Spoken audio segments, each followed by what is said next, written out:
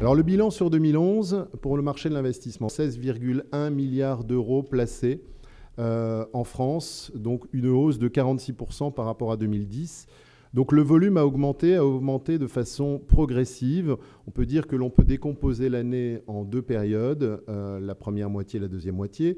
La première moitié a connu à peu près 5 milliards d'euros de placement et la deuxième moitié 11 milliards d'euros de placement.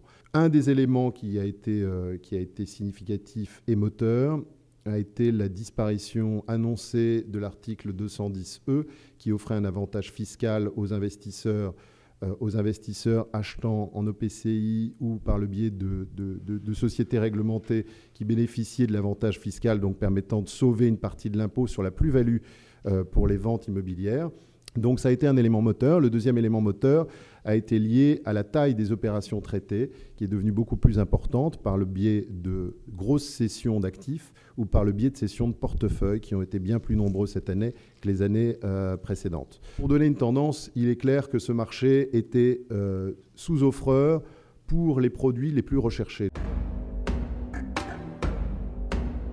Comme on l'a dit tout à l'heure, le marché a été considérablement alimenté en fin d'année par des cessions liées à la recherche de l'avantage fiscal de 110E. Cet avantage disparaît. Pour autant, le marché ne va pas s'effondrer. On va retrouver un bon équilibre entre les acheteurs qui profitaient de cet avantage fiscal et ceux qui n'en profitent pas. Donc, une motivation des investisseurs et peut-être une meilleure compétition entre eux. Pour autant, l'activité sera soutenue parce que les investisseurs institutionnels n'ont pas d'autre alternative en matière de placement sécurisé aussi sécurisé que l'immobilier. Donc on pense que l'immobilier va attirer en termes de valeur refuge les capitaux étrangers, les capitaux globaux et les investisseurs institutionnels. Les investisseurs sont toujours mobilisés sur des actifs core, mais l'année prochaine, on devrait certainement voir une baisse de valeur, en tout cas sur les expertises pour les actifs qui nécessitent des travaux de remise en état ou des actifs qui nécessiteront un label vert.